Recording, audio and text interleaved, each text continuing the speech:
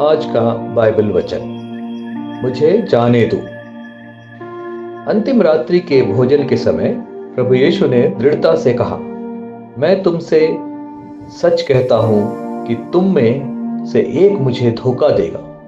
यूहन्ना उसका 13वां अध्याय 21 से लेकर 24 पर। पतरस यह जानने के लिए उत्सुक था कि कौन यीशु को धोखा देने वाला था।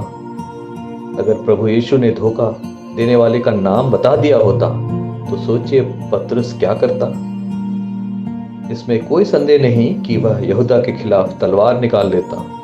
कितनी बार प्रभु ने हमारी कमजोरियों को समझते हुए हमें परीक्षा की स्थिति से बाहर निकाला है। हम कितने ही बार मूर्खता और जिद में गलत मार्ग पर चले गए, फिर भी प्रभु ने हमें कभी नहीं छोड़ा बल्कि हमें सुरक्षित रखा। हमें इसके लिए प्रभु का कितना धन्यवाद करना चाहिए। पतरस आत्मविश्वास और मूर्खतापूर्ण जिद का मिश्रण था। जब प्रभु यीशु गेत्सेमनी के बगीचे में जाने वाले थे तो उन्होंने पतरस को चेतावनी दी कि शैतान उसकी आस्था को गिराने की योजना बना रहा है। प्रभु ने उसे दिखाया कि वह विश्वास में बहुत कमजोर था और उसे सच्चे हृदय परिवर्तन की आवश्यकता थी। शिमोन शिमोन, देखो शैतान ने तुम्हें गेहूं की तरह छानने की आज्ञा मांगी है, लेकिन मैंने तुम्हारे लिए प्रार्थना की कि तुम्हारा विश्वास बना रहे। जब तुम लौट आओ तो अपने भाइयों को मजबूत करना।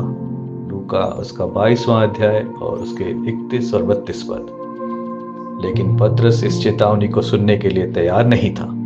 उसने तुरंत कहा, प्रभु मैं तेरे साथ जेल और मृत्यु तक जाने को तैयार हूं। लूका उसका 22वां अध्याय और 33वां पद। देखो पतरस और भजन संहिता के लेखक में कितना अंतर था।